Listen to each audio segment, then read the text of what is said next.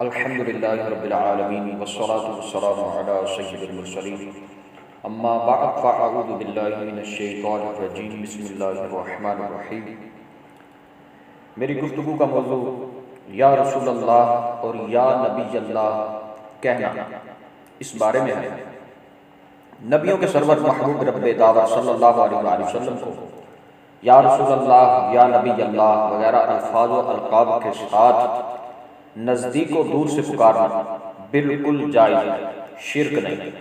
قرآن کریم میں بہت سے مقامات پر اللہ پاک نے حضور صلی اللہ تعالی علیہ وآلہ وسلم کو ندا فرمائی۔ فرمایا یا ایھا النبی، یا ایھا المزمل، یا ایھا الرسول،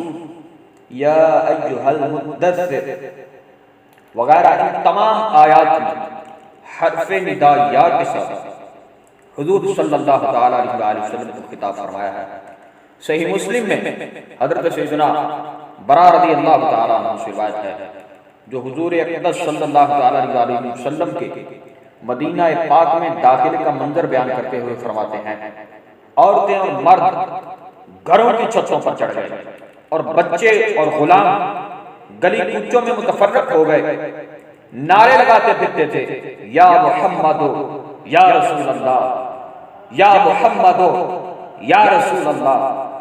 نبی کریم رؤوف الرحیم صلی اللہ تعالی علیہ وآلہ وسلم نے ایک نبینا صحابی رضی اللہ تعالی عنہ کو دعا تعلیم فرمائی، جس میں اپنے نامی اسم گرامی کے ساتھ لفظ یا ارشاد فرمایا۔ چنانچہ حضرت سیدنا عثمان بن حنیف رضی اللہ تعالی عنہ سے روایت ہے کہ ایک نبینا صحابی رضی اللہ تعالی عنہ نبی کریم صلی اللہ علیہ وآلہ وسلم کی بارگاہ عظیم میں حاضر ہوئے اور عرض کی، یا رسول اللہ صلی اللہ علیہ وآلہ وسلم، اللہ پاک سے دعا کیجئے کہ وہ مجھے عافیت دے، یعنی میری بینائی لوٹا دے۔ آپ صلی اللہ علیہ وآلہ وسلم نے فرمایا، اگر تو چاہے تو دعا کرو اور چاہے تو صبر کر، اور یہ تیرے لیے بہتر ہے۔ انہوں نے عرض کی دعا فرما دیجئے۔ آپ صلی اللہ تعالی علیہ وآلہ وسلم نے انہیں اچھی طرح وضو کرنے اور 2 رکعت نماز پڑھنے کا حکم دیا اور فرمایا یہ دعا کرنا، اللہم انی اسألک واتوجہ الیک بمحمد نبی الرحمت، یا محمد انی قد توجہت بک الی ربی فی حاجتی ہذہ لتقضی، اللہم فشفعہ فیہ، یعنی اے اللہ پاک میں تجھ سے سوال کرتا ہوں اور تیری طرف متوجہ ہوتا ہوں تیرے نبی محمد صلی اللہ علیہ وآلہ وسلم کے ذریعے سے جو نبی رحمت ہیں۔ یا رسول اللہ، میں آپ کے ذریعے سے اپنے رب کی طرف اس حاجت کے بارے میں متوجہ ہوتا ہوں تاکہ میری یہ حاجت پوری ہو۔ اے اللہ پاک ان کی شفاعت میرے حق میں قبول فرما۔ حضرت سیدنا عثمان بن حنیف رضی اللہ تعالیٰ عنہ فرماتے ہیں، فواللہ ما تفرقنا وطال بنا الحدیث حتی دخل علینا الرجل کانہ لم یکن بہ در قط، خدا کی قسم ہم اٹھنے بھی نہ پائے تھے اور نہ ہی ہماری گفتگو زیادہ طویل ہوئی تھی کہ وہ ہمارے پاس آئے، گویا کبھی نبینا ہی نہ ہو۔ معلوم ہوا کہ غیر اللہ کو لفظ یا کے ساتھ پکارنا شرک نہیں۔ اگر یہ شرک ہوتا تو قرآن و حدیث میں غیر اللہ کے ساتھ لفظ یا نہ آتا اور خلق کے رحمت شافع محشر صلی اللہ علیہ وآلہ وسلم ہرگز اس کی تعلیم ارشاد نہ فرماتے اور نہ ہی صحابہ کرام علیہ رضوان اس پر عمل پیرا ہوتے۔ قرآن مجید اور حدیث میں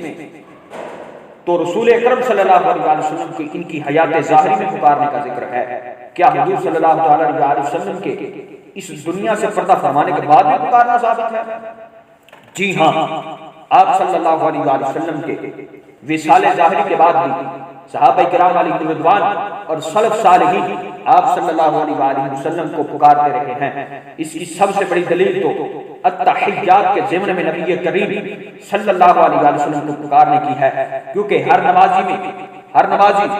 نماز میں تشہد پڑھتا ہے اور نبی کریم صلی اللہ علیہ وآلہ وسلم کی بارگاہ اقدس میں ان الفاظ السلام علیکہ ایھا النبی ورحمۃ اللہ وبرکاتہ کے ساتھ سلام پیش کرتا ہے۔ اس سلام میں پکارنا بھی ہے اور آپ صلی اللہ علیہ وآلہ وسلم کو مخاطب کرنا بھی ہے۔ آپ صلی اللہ علیہ وآلہ وسلم کی حیات ظاہری میں بھی دور و نزدیک سے یہ سلام آپ کی بارگاہ اقدس میں پیش کیا جاتا تھا، اور وصال ظاہری کے بعد بھی پیش کیا جا رہا ہے اور تا قیامت پیش کیا جاتا رہے گا۔ آپ صلی اللہ علیہ وسلم اللہ پاک کی عطا سے اس سلام و پکار کو سنتے ہیں اور جواب بھی عطا فرماتے ہیں، جیسا کہ حضرت سیدنا شیخ یوسف بن اسماعیل نبہانی رحمۃ اللہ علیہ فرماتے ہیں، بعض اولیاء نے بطور کرامت اپنے قول السلام علیکہ ایھا النبی ورحمۃ اللہ وبرکاتہ کے جواب میں نبی کریم صلی اللہ علیہ وآلہ وسلم کا جواب عطا فرمانا سنا ہے، اور یہ محال نہیں ہے کیونکہ اللہ پاک نے آپ صلی اللہ علیہ وآلہ وسلم کو غیب پر مطلع فرمایا ہے اور ہر اس شخص کا کلام سننے کی طاقت عطا فرمائی ہے جو دور و نزدیک سے آپ صلی اللہ علیہ وآلہ وسلم سے مخاطب ہوتا ہے، اور اللہ پاک کے ہاں اس بات میں بھی کوئی فرق نہیں کہ یہ کلام سننا آپ صلی اللہ علیہ وآلہ وسلم کی حیات ظاہری میں ہو یا وصال ظاہری کے بعد۔ تحقیق یہ بات درست ہے کہ آپ صلی اللہ علیہ وآلہ وسلم اپنی قبر انور میں زندہ ہیں۔ نیز حضرت ابوبکر صدیق رضی اللہ تعالی عنہ کے زمانے میں نبوت کے جھوٹے دعوے دار مسیلمہ کذاب کے خلاف مسلمان اور مرتدین کے درمیان جنگ یمامہ ہوئی، جس میں مسلمانوں کا نعرہ یا محمدا ہو تھا۔ کیا ہمارے بزرگان دین بھی نبی کریم صلی اللہ علیہ وسلم کو پکارا کرتے تھے؟ جی ہاں بالکل۔ حضرت عبداللہ بن عمر رضی اللہ تعالیٰ عنہ کا پاؤں سو گیا۔ کسی نے کہا انہیں یاد کیجئے جو آپ کو سب سے زیادہ محبوب ہیں، تو حضرت نے باواز بلند کہا یا محمدہ ہو، فوراً پاؤں ٹھیک ہو گیا۔ شارح صحیح مسلم امام نووی رحمۃ اللہ علیہ نے کتاب الاذکار میں اس کی مثل حضرت عبداللہ بن عباس رضی اللہ تعالیٰ عنہما سے نقل فرمایا ہے کہ حضرت عبداللہ بن عباس رضی اللہ تعالیٰ عنہما کے پاس کسی آدمی کا پاؤں سو گیا، تو آپ حضرت عبداللہ بن عباس رضی اللہ تعالیٰ عنہ نے فرمایا تو اس شخص کو یاد کر جو تمہیں سب سے زیادہ محبوب ہے۔ اس نے یا محمدہ ہو کہا تو اس کا پاؤں اچھا ہو گیا۔ اعلیٰ حضرت امام احمد رضا خان رحمۃ اللہ علیہ فرماتے ہیں اور یہ امران دو صحابیوں کے سوا اوروں سے بھی مروی ہوا۔ اہل مدینہ میں قدیم سے اس یا محمدہ ہو کہنے کی عادت چلی آتی ہے۔ اہل سنت و جماعت اہل حق کا یہ عقیدہ ہے کہ انبیاء کرام علیہ السلام اپنے مزارات طیبہ میں زندہ ہیں، انہیں روزی دی جاتی ہے، جیسے کہ حدیث شریف سے بھی یہ بات ثابت ہے۔ تو سید الانبیاء کی حیات پہ پھر کیسے شبہ ہو سکتا ہے؟ اس لحاظ سے یا رسول اللہ کہہ کر پکارنے کے جواز میں کسی قسم کا شک کیا ہی نہیں جا سکتا کہ اللہ کی عطا سے زندہ بھی ہیں اور فریاد کرنے والے کی فریاد سنتے بھی ہیں، اور اللہ کی عطا سے مدد کرنے پر قادر بھی ہیں۔ تو ان تمام باتوں میں سے کوئی بات خلاف شرع نہیں، سب جائز و درست، اور علماء حق کی تصریحات سے ان کا جواز ثابت ہے۔ بعض انکار کرنے والے اس عقیدہ حقہ ثابتہ سے غافل ہونے کی بنا پر انکار کرتے ہیں، اور بعض جانتے بوجھتے اناد و انکار کرتے ہیں اور فضائل مصطفیٰ صلی اللہ تعالی علیہ وآلہ وسلم سے چڑھتے ہیں۔ اللہ پاک ایسوں کو ہدایت نصیب فرمائے۔ کیا لفظ یا کے ساتھ دور والوں کو بھی پکار سکتے ہیں؟ نیز وہ دور سے سنتے ہیں اور دیکھتے ہیں یا نہیں؟ جی ہاں، جس طرح لفظ یا کے ساتھ قریب والوں کو پکار سکتے ہیں، ایسے ہی دور والوں کو بھی پکار سکتے ہیں۔ اللہ پاک کی عطا سے اس کے مقبول بندے دور سے سنتے، دیکھتے اور حاجت روائی فرماتے ہیں۔ حضرت سیدنا ابو ہریرہ رضی اللہ تعالیٰ عنہ سے روایت ہے کہ رسول اللہ صلی اللہ علیہ وسلم نے فرمایا کہ اللہ پاک فرماتا ہے جو میرے کسی ولی سے دشمنی کرے اس سے میں نے لڑائی کا اعلان کر دیا،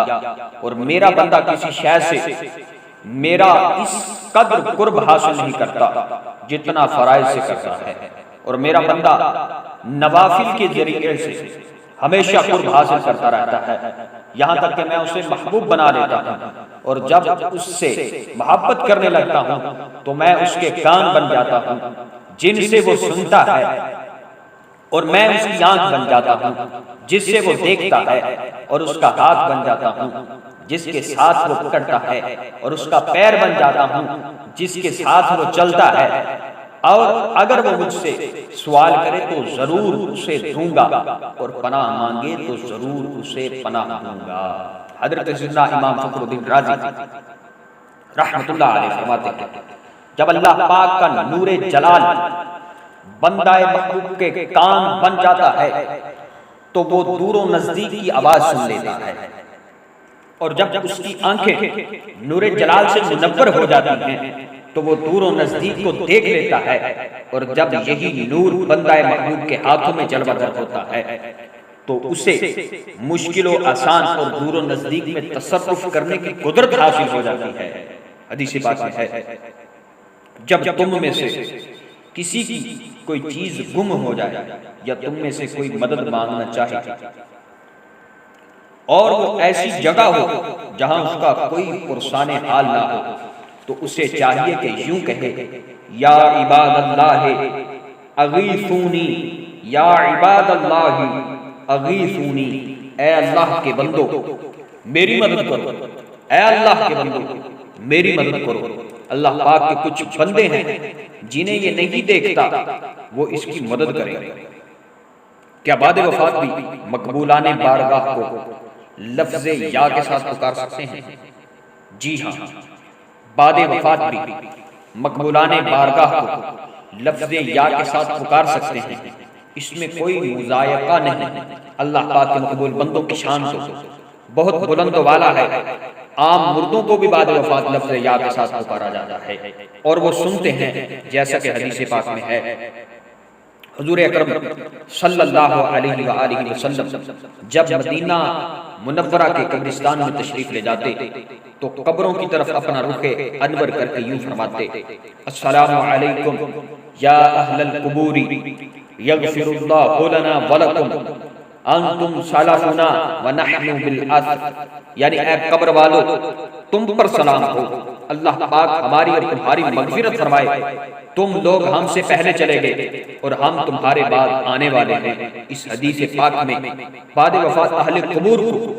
لفظ یا کے ساتھ پکارا بھی گیا ہے اور انہیں سلام بھی کیا گیا ہے۔ سلام اسے کیا جاتا ہے جو سنتا ہو اور جواب بھی دیتا ہو، جیسا کہ مشہور مفسر حکیم الامت حضرت مفتی احمد یار خان رحمت اللہ علیہ اس حدیث پاک کے تحت فرماتے ہیں قبرستان جا کر پہلے سلام کرنا پھر بھی عرض کرنا سنت ہے، اس کے بعد اہل قبور کو اصحال ثواب کیا جائے۔ اس سے معلوم ہوا کہ مردے باہر والوں کو دیکھتے پہچانتے ہیں اور ان کا کلام سنتے ہیں، ورنہ انہیں سلام جائز نہ ہوتا، کیونکہ جو سنتا نہ ہو یا سلام کا جواب نہ دے سکتا ہو اسے سلام کرنا جائز نہیں۔ دیکھو سونے والے اور نماز پڑھنے والے کو سلام نہیں کر سکتے۔ حنفیوں کے عظیم پیشوا حضرت سیدنا علامہ علی قاری رحمت اللہ علیہ فرماتے ہیں انبیاء کرام علیہ السلام کی دونوں حالتوں زندگی اور موت میں کوئی فرق نہیں، اسی لیے کہا گیا کہ اللہ پاک کے ولی اور نبی مرتے نہیں بلکہ ایک گھر سے دوسرے گھر کی طرف منتقل ہو جاتے ہیں۔ ظاہری مثال سے ان نفوس قدسیہ کی قوتیں اور صلاحیتیں ختم نہیں ہو جاتی بلکہ ان میں مزید اضافہ ہو جاتا، کیونکہ دنیا میں تو یہ قید میں تھے، وصال ظاہری کے بعد اس قید سے آزاد ہو جاتے ہیں، لہٰذا ان کی قوت میں بھی اضافہ ہو جاتا ہے، جیسے کہ حدیث پاک میں ہے دنیا مومن کا قید خانہ اور کافر کے لیے جنت ہے، جب مومن مر جاتا ہے تو اس کی راہ کھول دی جاتی ہے کہ جہاں چاہے سیر کرے، سیدی اعلیٰ حضرت امام احمد رضا خان رحمۃ اللہ علیہ فرماتے ہیں بعد مرنے کے سمع بصر ادراک یعنی دیکھنا سننا اور سمجھنا عام لوگوں کا یہاں تک کہ کفار کا زائد ہو جاتا ہے، اور یہ تمام اہل سنت و جماعت کا اجماعی عقیدہ ہے۔ کیا دور سے دیکھنا اور سننا اللہ پاک کی صفت نہیں؟ جواب، دور سے دیکھنا اور سننا ہرگز اللہ پاک کی صفت نہیں، کیونکہ دور سے تو وہ دیکھتا اور سنتا ہے جو پکارنے والے سے دور، جبکہ اللہ پاک تو اپنے بندوں کے قریب ہے، جیسے کہ پارہ 2 سورۃ البقرہ کی آیت نمبر 186 میں خدا رحمان کا فرمان تقرب نشان ہے، وَإِذَا سَأَلَكَ عِبَادِي عَنِّي فَإِنِّي قَرِيبٌ۔ ترجمہ کنزُ ایمان، اے محبوب جب تم سے میرے بندے مجھے پوچھیں تو میں نزدیک ہوں۔ اسی طرح پارہ 26 سورہ قاف کی آیت نمبر 16 میں ارشاد رب العباد ہے وَنَحْنُ أَقْرَبُ إِلَيْهِ مِنْ حَبْلِ الْوَرِيدِ۔ ترجمہ کنزُ ایمان، اور ہم دل کی رگ سے بھی اس سے زیادہ نزدیک ہیں۔ جب اللہ پاک علم و قدرت کے اعتبار سے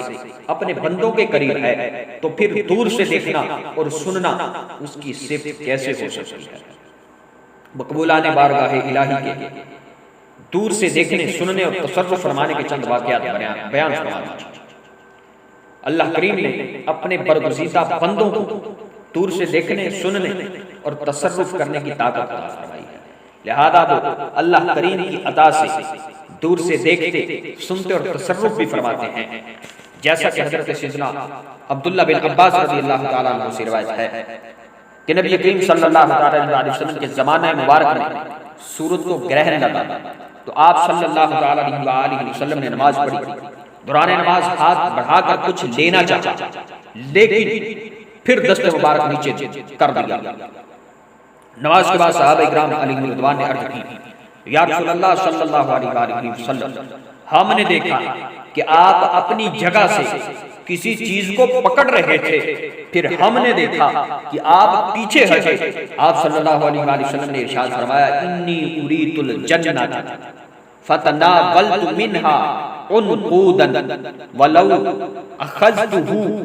لَأَقَلْتُم مِّنْهُ مَا بَقِيَتِ الدُّنْيَا۔ مجھے جنت دکھائی گئی تو میں اس میں سے ایک خوشہ توڑنے لگا، اگر میں اس خوشے کو توڑ لیتا تو تم رہتی دنیا تک اس میں سے کھاتے رہتے۔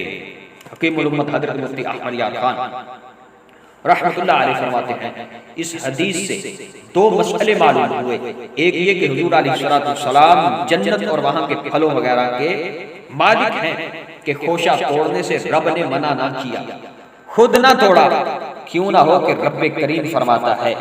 انا اعطیناک الکوثر۔ اسی لیے حضور علیہ السلام نے صحابہ اکرام کو کوثر کا پانی بارہا پلایا۔ دوسرے یہ کہ حضور علیہ السلام کو رب کریم نے وہ طاقت دی ہے کہ مدینہ میں کھڑے ہو کر جنت میں ہاتھ ڈال سکتے ہیں اور وہاں تصرف کر سکتے ہیں۔ جن کا ہاتھ مدینے سے جنت میں پہنچ سکتا ہے، کیا ان کا ہاتھ ہم جیسے گناہگاروں کی دستگیری کے واسطے نہیں پہنچ سکتا؟ اور اگر یہ کہو کہ جنت قریب آ گئی تھی تو جنت اور وہاں کی نعمتیں ہر جگہ حاضر ہوئی۔ بہرحال اس حدیث سے یا حضور علیہ السلام کو حاضر ماننا پڑے گا یا جنت کو؟ حدیث پاک اور اس کی شرح سے واضح طور پر یہ بات ثابت ہوتی ہے کہ ہمارے پیارے سرکار صلی اللہ علیہ وسلم نے بعطائے پروردگار زمین پر کھڑے ہو کر ساتوں آسمانوں سے بھی اوپر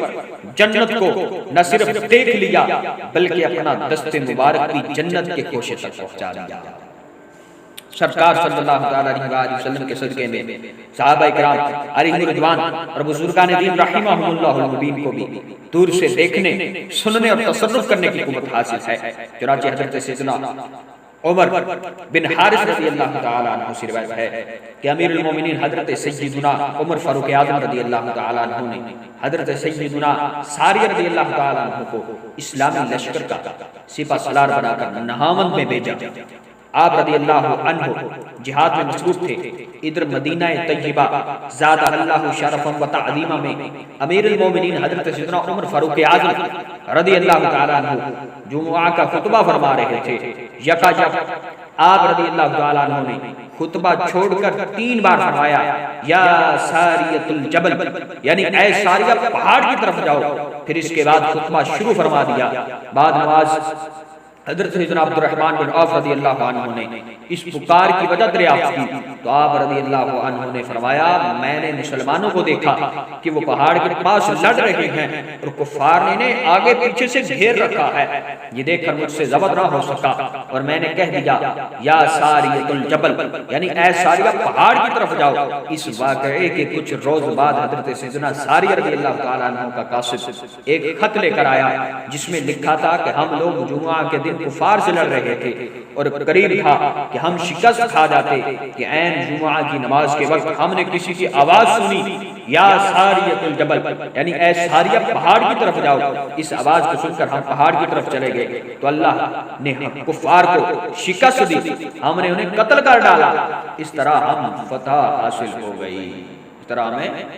فتح حاصل ہو گئی۔ حضرت سیدنا علامہ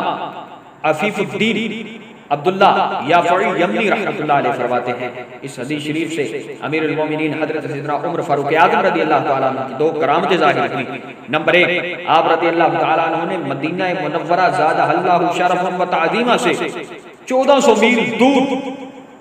مقام نہاوند میں موجود لشکر اسلام اور ان کے دشمن کو ملاحظہ فرما لیا، اور نمبر 2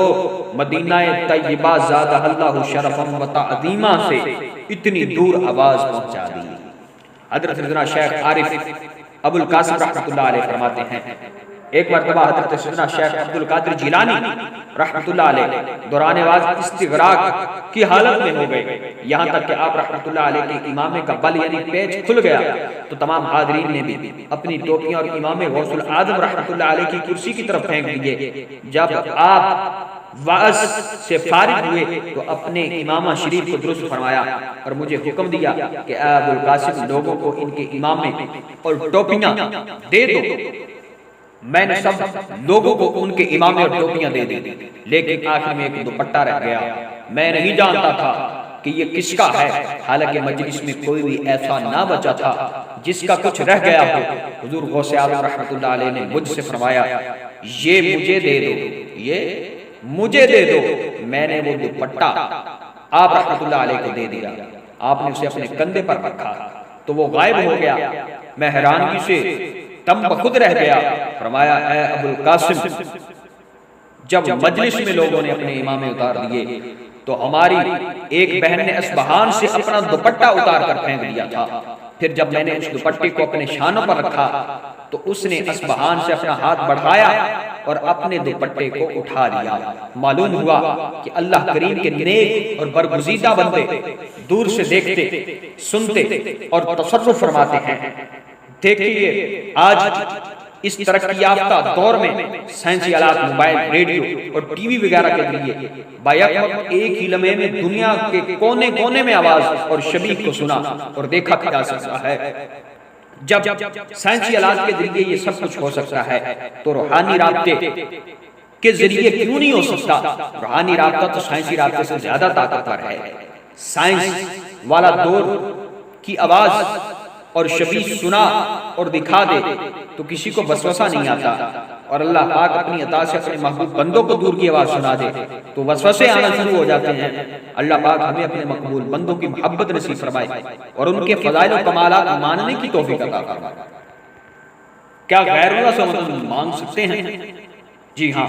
اللہ پاک کو حقیقی مددگار جانتے ہوئے انبیاء کرام علیہ السلام اور اولیاء اللہ رحمت اللہ علیہ سے مدد مانگنا استمداد کہلاتا ہے، اور استعانت کا بھی یہی مطلب ہے۔ انبیاء کرام علیہ السلام اور اولیاء اللہ سے مدد مانگنا بلا شبہ جائز ہے، جبکہ عقیدہ یہ ہو کہ حقیقی امداد تو رب کریم ہی کی ہے، اور یہ سب حضرات اس کی دی ہوئی قدرت سے مدد کرتے ہیں، کیونکہ ہر شے کا حقیقی مالک و مختار صرف اللہ پاک ہی ہے، اور اللہ پاک کی عطا کے بغیر کوئی مخلوق کسی ذرہ کی بھی مالک و مختار نہیں ہوتی۔ اللہ پاک نے اپنی خاص عطا اور فضل عظیم سے اپنے پیارے حبیب صلی اللہ علیہ وآلہ وسلم کو کونین کا حاکم و مختار بنایا ہے، اور حضور علیہ السلام اور دیگر انبیاء کرام علیہ السلام اور اولیاء اعظام رحمت اللہ علیہم اللہ پاک کی عطا سے، یعنی اس کی دی ہوئی قدرت سے مدد کر سکتے ہیں، جیسے کہ سورۃ التحریم پارہ 28 کی آیت نمبر 4 میں اللہ پاک کا فرمان ہے۔ ترجمہ کنز ایمان، تو بے شک اللہ ان کا مددگار ہے، اور جبریل اور نیک ایمان والے اور اس کے بعد فرشتے مدد پر ہیں۔ حدیث شریف میں ہے، حضرت سیدنا عتبہ بن غزوان رضی اللہ تعالیٰ عنہ سے روایت ہے کہ حضور پر نور سید العالمین صلی اللہ علیہ وآلہ وسلم فرماتے ہیں، جب تم میں سے کسی کی کوئی چیز گم ہو جائے اور مدد چاہے اور ایسی جگہ ہو جہاں کوئی ہمدم نہیں، تو اسے چاہیے یوں پکارے، اے اللہ کے بندو میری مدد کرو، اے اللہ کے بندو میری مدد کرو، کہ اللہ کے کچھ بندے ہیں جنہیں یہ نہیں دیکھتا۔ کیا انبیاء کرام علیہ السلام اور اولیاء اللہ سے ان کی وفات کے بعد بھی مدد مانگی جا سکتی ہے؟ جی ہاں، جس طرح زندگی میں ان سے توسل کرنا اور مدد مانگنا جائز ہے، اسی طرح ان کے وصال کے بعد بھی جائز ہے۔ اللہ پاک کے پیارے نبی اور ولی اپنی قبور میں زندہ ہوتے ہیں۔ سوال، کیا مدد فرمانے کے ثبوت میں کوئی واقعہ ہو تو بیان کریں؟ اس پر ایک نہیں بلکہ بے شمار واقعات ذکر کیے جاتے ہیں۔ یہاں ایک واقعہ ملاحظہ ہو، چنانچہ امام طبرانی، علامہ ابن المقری اور امام ابو شیخ، یہ تینوں حدیث کے بہت بڑے امام گزرے ہیں، اور یہ تینوں ایک ہی زمانہ میں مدینہ منورہ کی ایک درسگاہ میں حدیث کا علم حاصل کرتے تھے۔ ایک بار ان تینوں طلباء علم حدیث پر ایک وقت ایسا گزرا کہ ان کے پاس کھانے کو کچھ نہیں تھا، روزے پر روزے رکھتے رہے، مگر جب بھوک سے نڈال ہو گئے اور ہمت جواب دے گئی تو تینوں نے رحمت عالم صلی اللہ علیہ وآلہ وسلم کے روضہ اطہر پر حاضر ہو کر فریاد کی، یا رسول اللہ ہم لوگ بھوک سے بیتاب ہیں۔ یہ عرض کر کے امام طبرانی نے تو آستانہ مبارکہ ہی پر بیٹھے رہے اور کہا، اس در پر موت آئے گی یا روزی، اب یہاں سے نہیں اٹھوں گا۔ امام ابو شیخ اور امام ابن المقری اپنے قیام گاہ پر لوٹ گئے۔ تھوڑی دیر بعد کسی نے دروازہ کھٹکھٹایا، دونوں نے دروازہ کھول کر دیکھا تو علوی خاندان کہ ایک بزرگ دو غلاموں کے ساتھ کھانا لے کر تشریف فرما ہے، اور یہ فرما رہے ہیں کہ آپ صلی اللہ علیہ وآلہ وسلم نے ابھی مجھے خواب میں اپنی زیارت سے مشرف فرما کر حکم فرمایا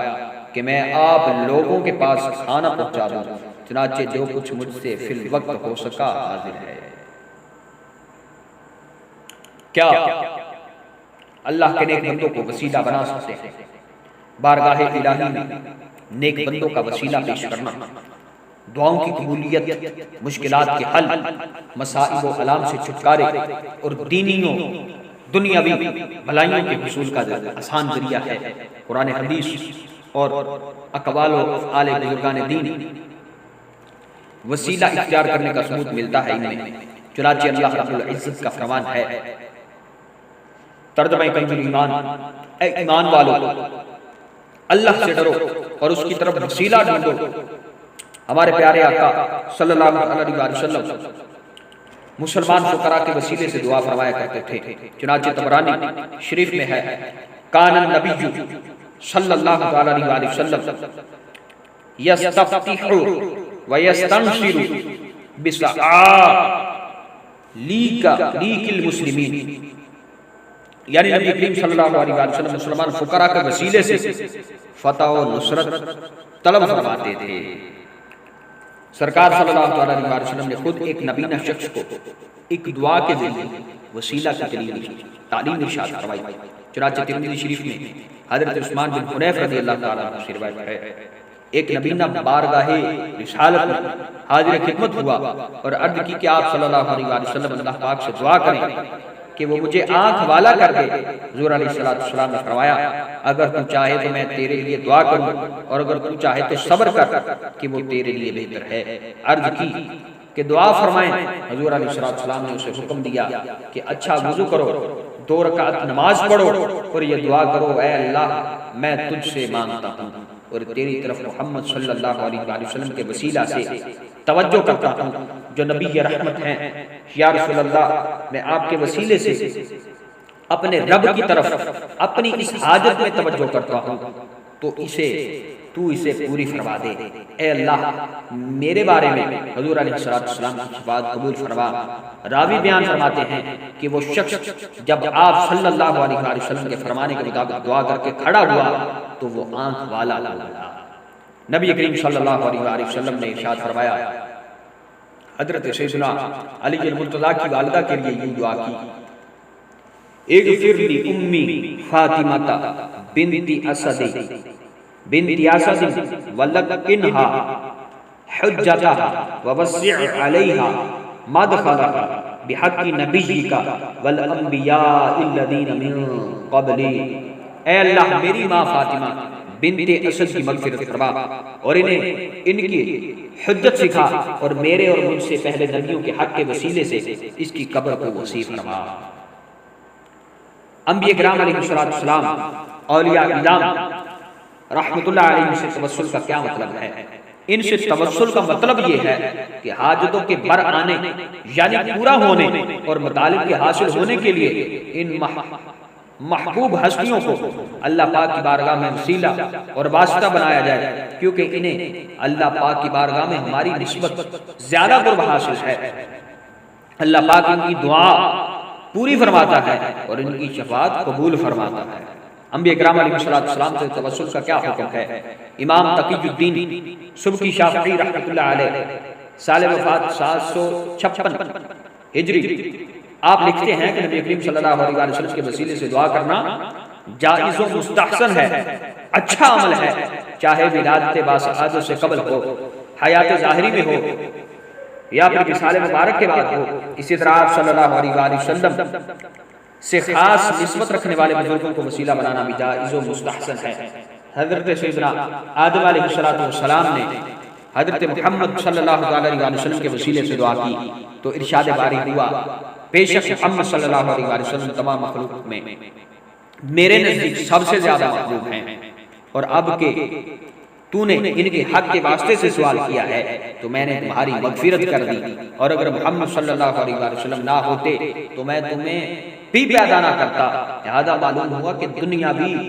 اور اخروی حاجتوں کو پورا کرنے کے لیے اللہ پاک کی بارگاہ میں ان سے توسل شرعاً جائز ہے۔